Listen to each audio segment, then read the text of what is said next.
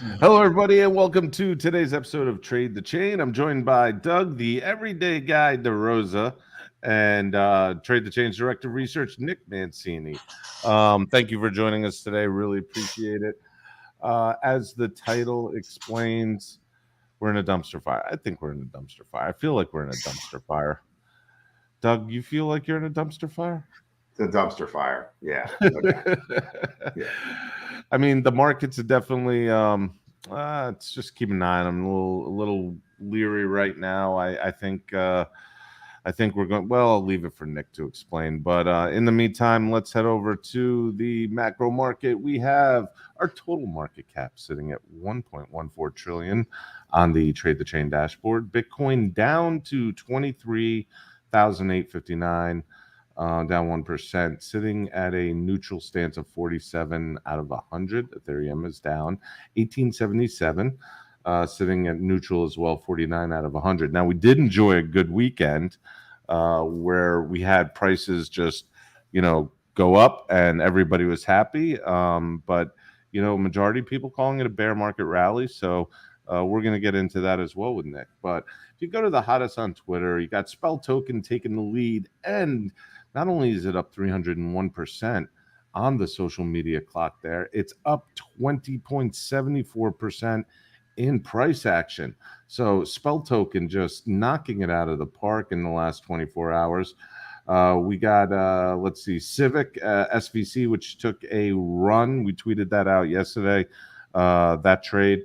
Now settling down 9.25%. So it had that pump, couldn't sustain it, and back down again. It was up to 50%. It was up, I believe, as high as 50%.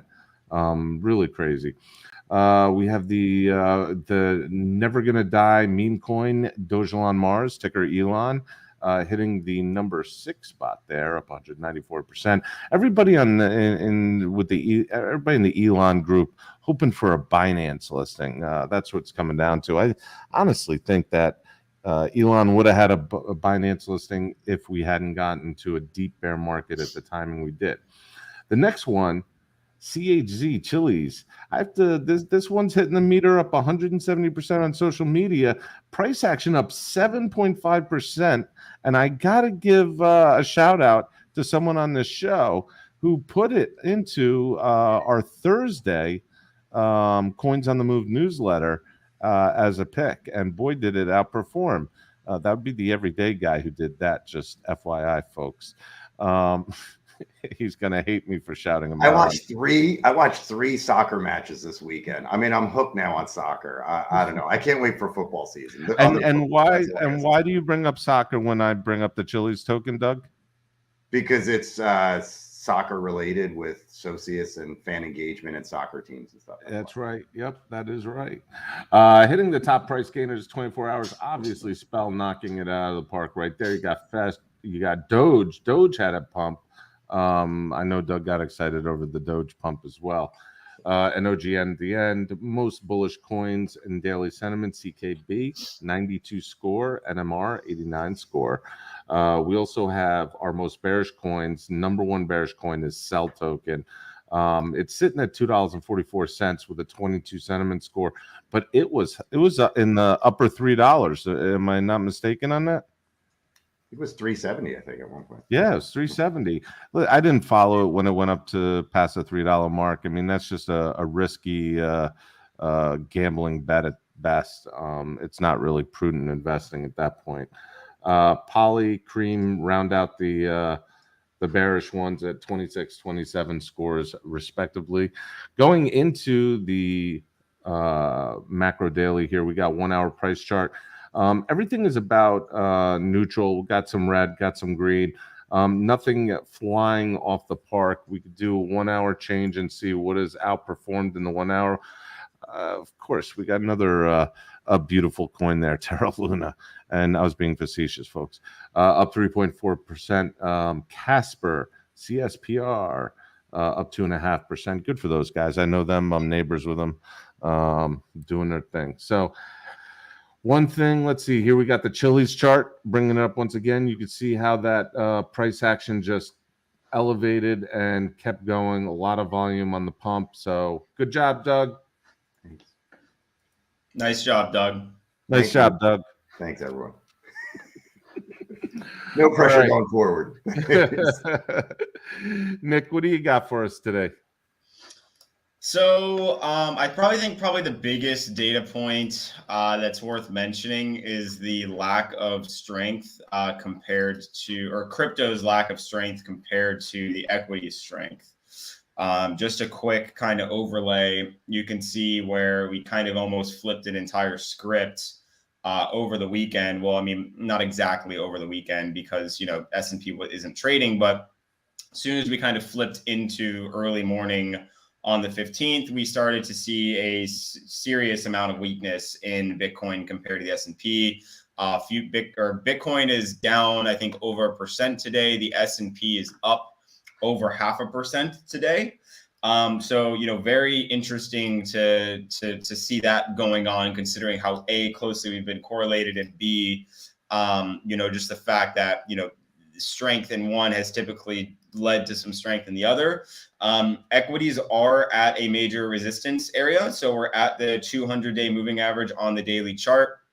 And there is a trend resistance starting from back in December that was confirmed in March. So we're coming up on, you know, what we would call, you know, more or less a double header in terms of resistance.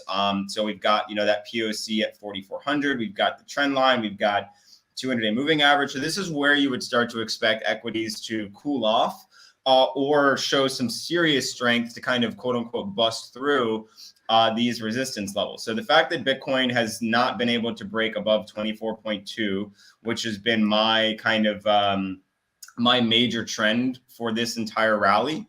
We mentioned that yesterday, and the fact that it could not, I was actually a bit bullish going into the morning, thinking that we would come off the 200-day moving average and head a little bit higher, but we were firmly rejected multiple times at 24.2. We've headed lower, not been able to break that. Similarly for ETH, getting a little bit of strength near the VWAP today at the POC as well. But, you know, potential could be a head and shoulders here, could also be a double bottom heading higher. But again, the fact that we've lagged the S&P so much, and even though it is continually, you know, showing strength and moving higher, let's zoom in on the lower time frames. You know, look at, you know, this is, it's interesting because we'll see, you know, a strong green candle for Bitcoin in line with the S&P, and then it'll get sold off and the S&P will be continuing higher. So a magic number that I know many people are talking about for the S&P is, you know, 4170, which lines up with this trend. So we'll have to see, or 4370, my apologies, not 41, 4370, I know will be a magic number for many. So you have to wonder that with this weakness and this strength, what happens when the S&P finally rolls over? You know, do we get a mean crypto sell-off? And, you know, let's like look at what that potential is, because we do have some interesting economic data that's going to kind of give credence to whether the consumer is spending or not, which may relate to future earnings. And the fact that, Bitcoin has been rejected at the 50-day moving average, can't make it back over 24.2. The next trend would be, you know, low 22s. And then if we continue to fall from there, the next major trend catch would probably be low 21s, potentially between 21 and 22. If this trend breaks down, as you can see, this is kind of a classic swing failure pattern. And we're trying to catch here with these tweezers. But we still have about 6-7 more hours to go on the daily chart. So, you know, this could certainly look a lot better, and we could try to, you know, pipe above 24.2, or we close below and we have potentially another day of volatility before breaking down, which tomorrow morning with that retail sales data could be the catalyst. We also have, let's actually go to the U.S. economic data chart. We have retail sales in the morning, which we wrote about in the newsletter. We have a Fed governor speaking, and then we have the FOMC minutes. So each of these can give us interesting price action. They could all barrel roll with each other. If retail sales are a miss, price is probably moving lower. If Fed governor, I don't know, that's weird. This thing always restarts when I'm on it. If Fed Governor Bowman gives, you know, hawkish Fed speak, you know, price could move lower. If FOMC minutes are open to more front loading and, you know, kind of deviating from some of that dovish information that J. Powell gave us last time, that could also give us lower price action. Alternatively, if retail sales are a beat, price move higher. If Bowman is echoing, Jerome Powell, we're going to be dependent on the data. We don't think a recession is coming, blah, blah, blah, probably bullish. And then if FOMC minutes are, again, echoing similar to what I just mentioned in relation to Bowman and previous statements, that could also be a bullish catalyst as well. But again, the interesting thing is the bullishness has been reflected on this chart.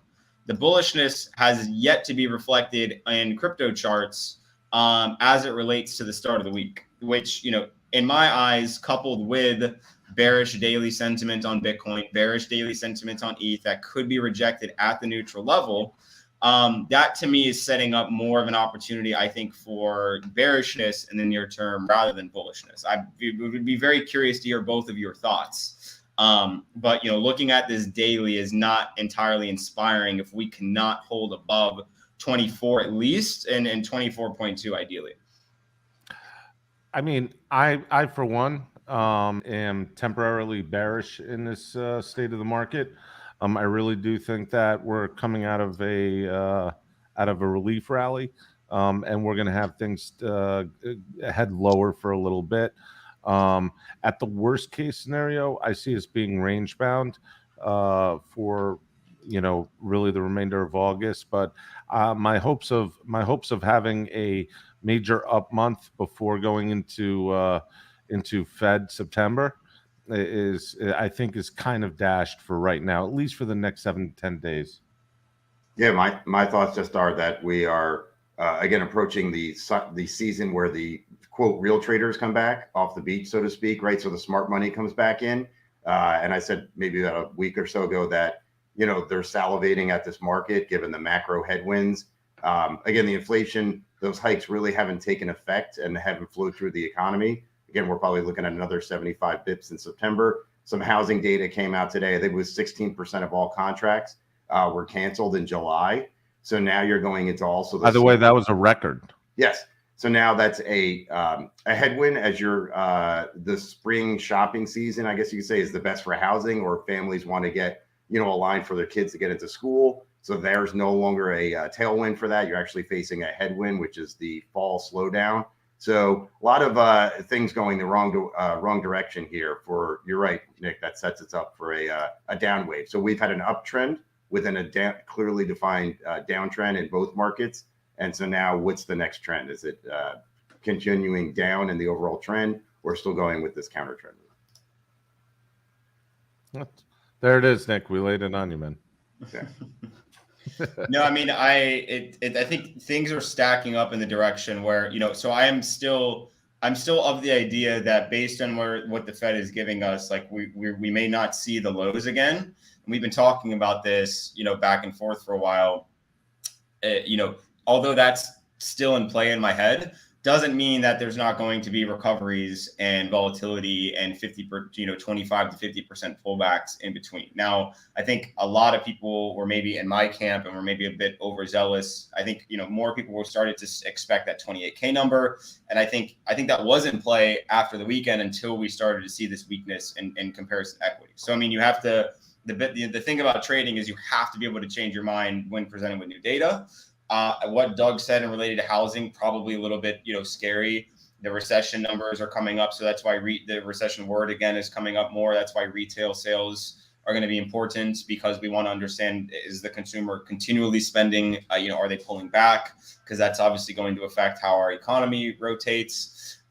So I think some of the recent signals are saying pull back, not fully going to fall off a cliff, but we do need to relax this price action if we want to actually continue higher with, at a steady rate rather than, continued parabolic moves, which I think anyone who's trading equities is not. I think everybody's loving this recent price action, but they're not used to this. Like when in the past 2 years have we had 30-40% swings like this and in such succession? So that was my question, Nick. Do you think things have gone too far too fast with both markets? Would you have liked to see more of a rounded bottom? It seemed like both were just a V shape and back up. Would you have liked to see more of a 6-month, literally drawn out consolidation where it's almost bores people to death? And I was hoping for that. Yeah, my apologies for missing that question. So I mean, like we said, so the original idea was W bottom, because I think that does make the most sense. And if we do end up seeing a serious recession, that is still plausible. But based on the data that we have right now, the Fed is, managing to somehow begin us into what would be perceived as a quote unquote soft landing, but we have many more months of data to come in. So I still believe that it's more likely than not that we revisit lower levels. But it's right now, it's hard for me to believe after what we've seen that we just, SPY goes back down to what, sub 3,700 or 30. I think what was our magic number? 3,600. Yeah, 36. Yeah, 36. So like 36, 37. I mean, it's very tough to play these guessing games because people way smarter than both of us get paid way more money to create models to predict all of these things, and are wrong most of the time. So I think the best way to play it is levels. We're at the 200 moving average right now on the daily for equities.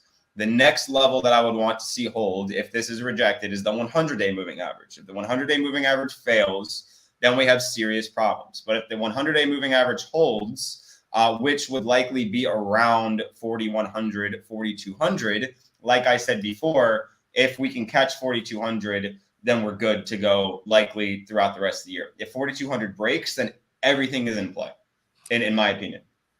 Interesting question from Patrick Bannering and Naomi. We're not trying to destroy your hopium, but Patrick's question: given the choice and you had to go long for end of year, what would your long be? ETH, BTC, or the dollar? I will tell you that in order for EOY, Ethereum, BTC, and dollar, the way you wrote it would be my order for returns. What about Nick? What's your choice? Choice in terms of long ETH, Bitcoin, or the dollar for end of year? I think the best answer would be you do not need to go long any asset at these current levels. So that's a cop out. Come on. I mean, I'm not going to tell anyone to make a poor financial decision. You have to show one of them. I'm not going to, because that would be a poor financial decision in my book. Because why would you buy at resistance? You wouldn't long anything. Hold on. That goes against my style of DCA. I mean, yeah, you and I trade. We don't trade against resistance or support. But when it comes to end of year returns, just going long, I believe Ethereum will outperform BTC. And both of those will outperform the dollar. I mean, I think that's likely. But I think the question implies from today, and I wouldn't tell anyone to buy anything today. So if we can marry Alex and my example, you're not fun playing this game. Okay. All right. The wealthiest individuals on the planet, I'm going to rephrase markets aren't funny though. They're very serious with their action taking. And if someone asks me a question, I'm going to tell them, I agree with you, Alex, although I would never suggest to start that journey at these levels, if that makes sense. Okay. I'm going to go to Doug, the everyday guy, and I'm going to just rephrase the question a little bit. Doug, yes. Somebody has a gun to your head. Okay. You have to, no matter what, or you're going to get your head blown off. You do the opposite of Jim Cramer. That's the answer. That's not a bad answer either. That's probably a better one than mine. Yeah, but you know what makes that a horrible answer, and I'm really upset, is because he said on CNBC the other day, what was it, Friday, that people should buy ETH. So there goes my whole ETH thing. Exactly. He did say that, which is So we do have we have Kramer, and then we have inverse Kramer right here. So. Oh my God. All right, folks, going over to the stories. As you read the title and the and maybe saw the thumbnail, we have bankruptcy, we have someone running out of money, we have a lawsuit, and we have what could have been. So I'll go through them in that order, and we'll discuss them briefly along the way. First one is not Nick's chart. Hold on. Here we go.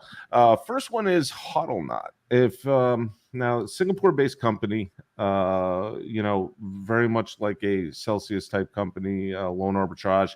And for the folks who are customers of HODLer,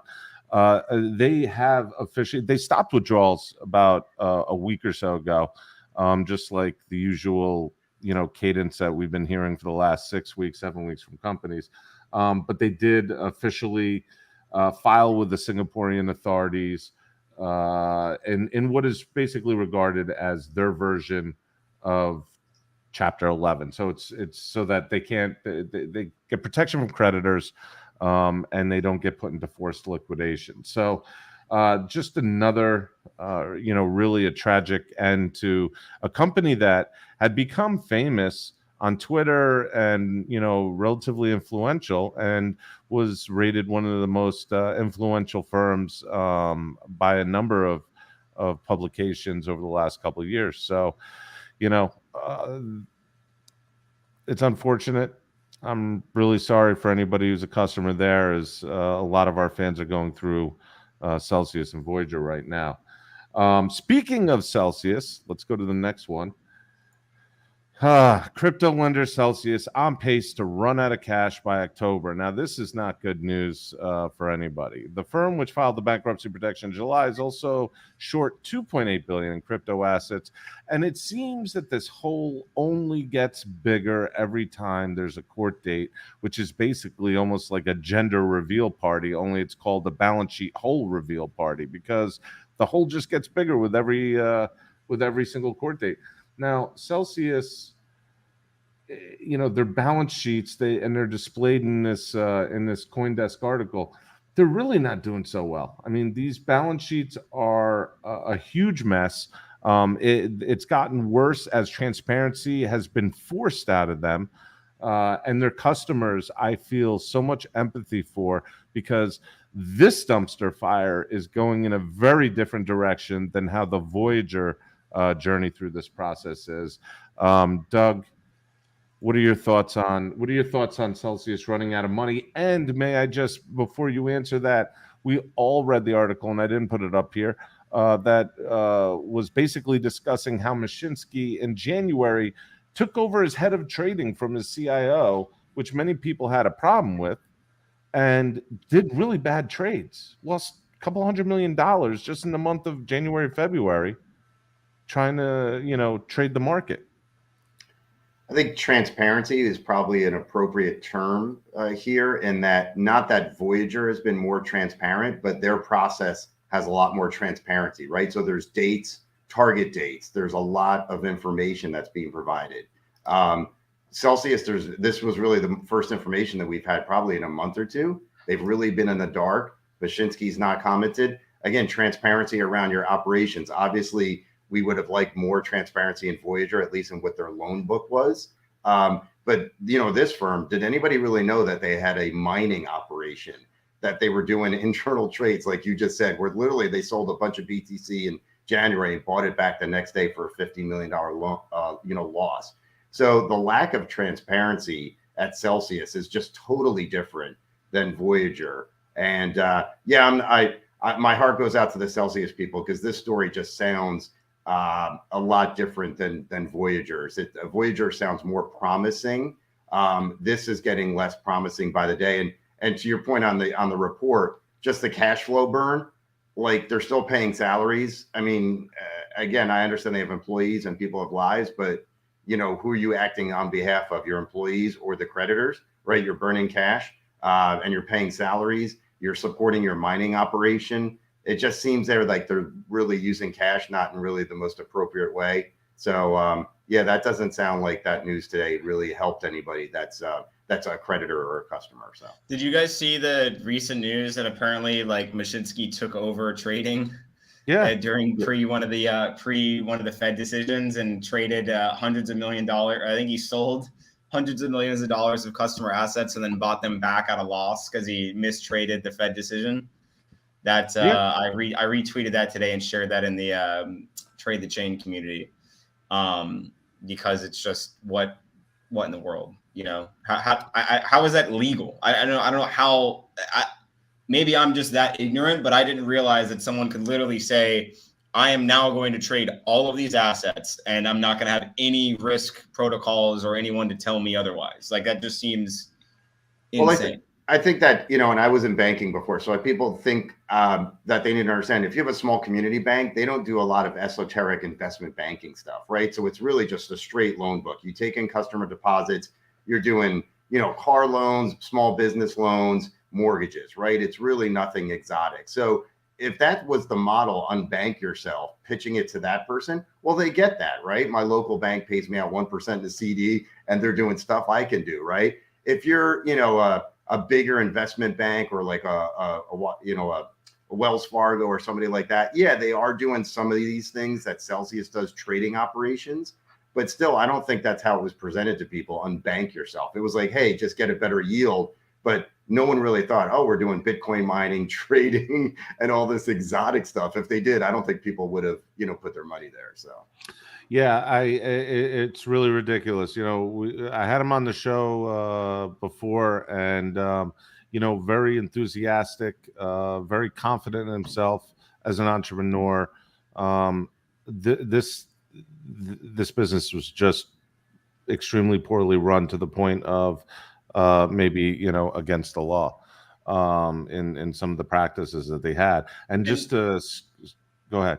Oh, no, I was going to say, like, he has such a track record too. Like, he did VoIP in the subway, like he would, like in the NYC subways. Like, he's historically been an esteemed technologist. You know, he's a self-proclaimed inventor of VoIP. Yeah, exactly. You know, yeah. So no, he invented VoIP and he did all of the cell service that on the subways. And I remember that was a big deal because like even like early 2010s, you couldn't even text on the subway, and then you could, which was huge. But like he's been around a lot of people and things. I think that's why he was able to probably rise to prominence and create such an application that was quote unquote, you know, on steroids. Clearly it was over leveraged and on the wrong kind of steroids. But you know, it's you know, people ask like, how the hell did this happen? It's like, well, the dude was legit until 6 months ago, until he started trading like a degen with customers' funds, you know, or however long that started. I don't think he's been legit in Celsius for a couple of years, to be honest with you. I can't say any more than that, but I kind of know that. I would say this. From the retail perspective, you can see that, and then it becomes you really can't trust these people with big, like the name itself is like, I think people are realizing now, it's like just because you were rich once and successful doing this does not immediately translate, especially when you add a bunch of zeros onto valuations and such. Exactly. I would say this article dashes some of those hopes of the Cell token as well, that people saw the price appreciation, that it would be a short squeeze and they would essentially equity out. And obviously convert those profits to cash. And obviously it really, you know, it does mention like that there's just not the liquidity around that would actually crush it if they tried to sell. So I think that dispels that rumor, which is why you'll probably see the token lost a good amount of its value today. So. Yeah, I mean, essentially the value of Cell is zero, as in the article states, which is unfortunate. So, you know, I don't know what to say. This is the same exact process with the same exact service providers as Voyager, just going in a very, very different way. So my feelings go out to all the Celsius customers. All right, on to the next one. I wish I had like happy news or something. Here we go. We have crypto custody firm BitGo to sue Galaxy Digital, and they're suing for $100 million in a breakup fee of a $1.2 billion merger. That when I read this story, I can understand that breakup fees are common in mergers. Elon Musk is currently in court trying to wiggle out of a $1 billion breakup fee for backing out of buying Twitter, because that's what crazy people who build rockets do. They buy Twitter. And here we're seeing BitGo thrust that breakup fee into the face of Novogratz for $100 million. Now, what I didn't understand about this merger is this was a deal that was done in April, May of last year, and the deal was supposed to be consummated by Q4 of last year. We're now in Q3. So over a year has gone by, 15 months, or where's my math? Yeah, 15 months or so has gone by, and this deal never closed. One, why? Because the market wasn't, we weren't in a bear market until, the end of December last year. It should have been consummated by then. And two, this really seems to be like one of those things where some people are doing headline grabbing and then waiting out the deal to see where the market flows. There was a lot of acquisitions last year during the bull run. But if you just wait 8 months or a year, you can see you can get a better price. So what's up with this? Why is Novogratz taking the headline risk on this, folks? And why didn't this deal ever close? And by the way, if you don't know who BitGo is, they were one of the early, most prominent, and still are, custodians in the world. I think I have a BitGo pen over there. What's that? I think I have a BitGo pen from like back in like 2017. Like they were at every conference doing very, very large things. We used to go rooftop drinking at Patroons with the BitGo guys back in 2017, 2018.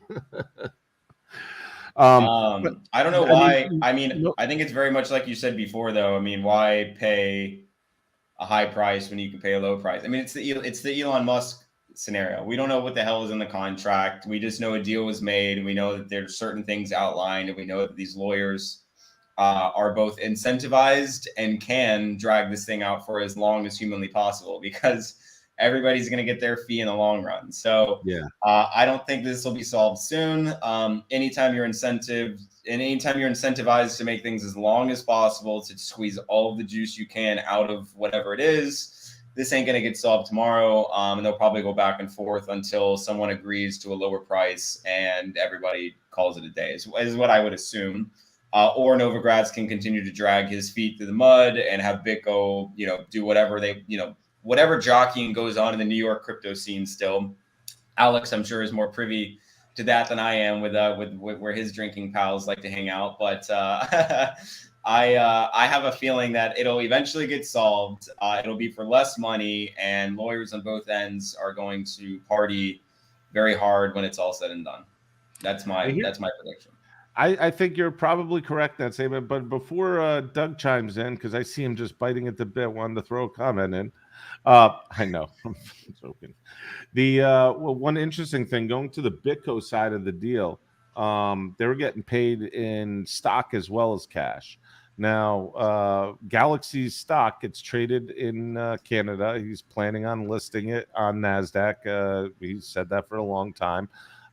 Is down over 60%, closer to 80% since this deal was made. So it really was kind of screwing everybody at that the way the market's turned and for waiting so long. All right, Doug has nothing to say. I was just to say maybe there was some due diligence that they were doing, and there was some stuff that they had pain points around. So not defending Galaxy, but that could have been a reason as well, like it drugged out. But you guys are right. Yeah. Also, they probably saw the market correcting, and they probably said, maybe let's wait on this also. So could be either one. All right, moving on. Now, this is the what could have been part of the story. Coinify, crypto exchange, obtained regulatory approval in Italy. Now, why do I say what could have been? Because as most people who are dedicated, loyal Voyager customers, one of the biggest pieces of their roadmap was European expansion. And Coinify, who was bought by Voyager for $84 million last year, technically this is Voyager's first regulatory approval in Europe.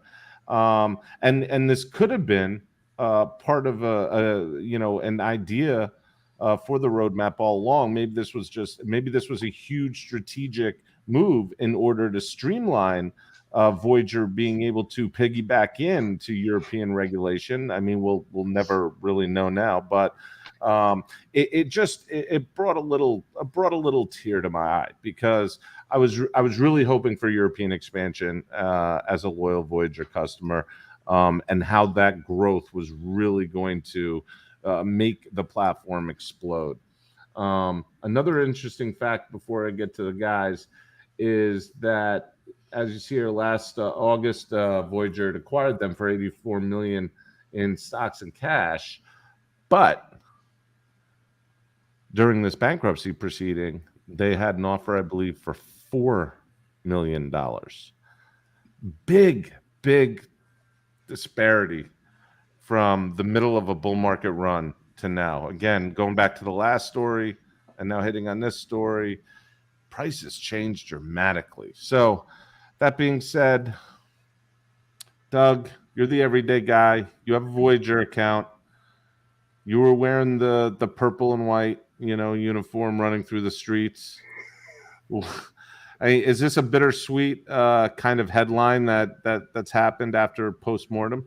Yeah, it's kind of like salt in the wounds. I mean, again, Voyager was doing the right things from a regulatory perspective, right? They were registered in the states they needed to do business. They tried to get New York. New York hates crypto. Again, they were trying to do their European expansion, doing things the right way. This shows you how cumbersome the process is, right? It takes a whole year just for Italy, right? So they were doing the things the right way. Unfortunately, one bad loan and most of their loan book, bid them, obviously, right? But yeah, it's bittersweet because this really would have taken them to a whole new customer base where they would have gained a lot of great traction. So especially from a US-based company that doesn't really have footprints out there. When you think of Gemini and Kraken, they have no exposure, in Europe for the most part, at least that I know of. So yeah, it's kind of like salt in the wounds. This really would have taken them to a whole nother level, would increase their user base probably another 20 to 50 million fold. So yeah, it kind of sucks, and it shows you how much something can go down just in a year when you pay a lot of money and your business changes, and now you're fire selling it. So yeah, when they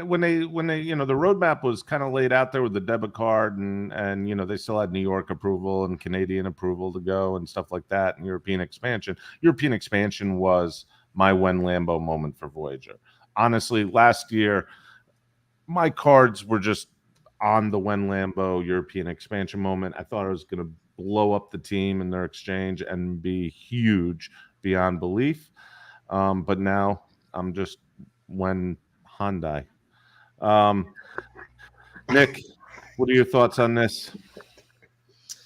No, I mean, I agree with you. I personally don't know what this means for anything in relation to the bankruptcy. So that much I'm in the dark on. But I mean, I agree with you. This would have been kind of their feather in the cap for competing with, the FTXs and the Binances and things like that on that kind of level. So I really don't know what this means for them. Potentially, it could be some extra cash coming in for other things if the Voyager LLC still owns the business. If I don't, like, again, I'm actually going to stop speculating because I really just do not know. I think it's good for Voyager if they're still trying to continue the brand and they can still have operations externally, and they can show, hey, we're doing XYZ, we're going here, we can do this again in the States. Like, that's potentially a positive, if they don't end up offloading the exchange and whatever. So it's potentially positive for the brand long term, but I don't know exactly what it implies in the short term. I would just add this too, Alex. The timing is actually good, I guess, for a creditor of Voyager because this is still in the bid process. So now that this does have regulatory approval, perhaps this appreciates this asset from the 4 million that they were talking about a month or so ago. So maybe this now makes it go up in value because now it is a regulated entity, right? So maybe that it should make it appreciate, right? It wouldn't make it depreciate. So maybe this bumps it up to, who knows, 10 million. I have no idea. But I think that helps the bid process. Because now you can say, hey, we have this regulated entity that will literally give you footprint and exposure to Europe, hitting the ground running. So that's a good thing. It's a win for Voyager customers in a demented sort of way. So no, you're absolutely right. I agree with that statement. And thanks for ending our news stories on a positive note, Doug. That's why we love you. That's why we keep you around. So, folks, that's it for us today. It's been a beautiful 39 minutes spending the afternoon with you on Tuesday. Don't forget to sign up for Nick's Actionable Insight newsletter. He writes the Monday one. The team writes the Thursday one, and we do the ones in between. It's pinned to the top. It's free. And if you don't like the first couple, you can always unsubscribe. Just like you can to this channel if you don't like us here. So, but everybody likes us, or most people like us, maybe. Guys, hang on to your handlebars. Still feel, as you got from the show, quick recap. Feeling bearish. Enjoy your Huffy check out bike. the S&P really. Well, actually, do you want to pull up my chart really quick, Alex? Yeah. Check. We just talked about this on the show. Look at S&P right now, and look at crypto. Wow. Bitcoin. I mean, it's also interesting that we've not crossed the lows of the day, which is 23,670. But Ethereum pretty darn close to the lows. Solana pretty darn close to the lows. Bitcoin falling. We did say if this starts to blow off, we wonder what's going to happen with crypto showing weakness. So definitely want to see this catch. Probably 4,300 level. Definitely want to see that for the bulls for continuation. But if we start creeping under this range, back down into 4270s, under 4280, that could spell some worrisome price action for any bulls out there. So that's I think what we're seeing right now is exactly why we were positioned short. Clearly, if you entered 8, 9, or 11, 12 in the morning, in the afternoon, you'd probably be a little bit underwater, maybe back even. But the fact that Ethereum and Sol are back near their lows today, very interesting. With the S&P falling off. So sorry to interrupt the ending, but figure that was important to mention considering we just absolutely. All right, folks, hang on to your Huffy handlebars. Don't let your Pintos blow up, and we will see you on your moped tomorrow. Talk to you later, guys.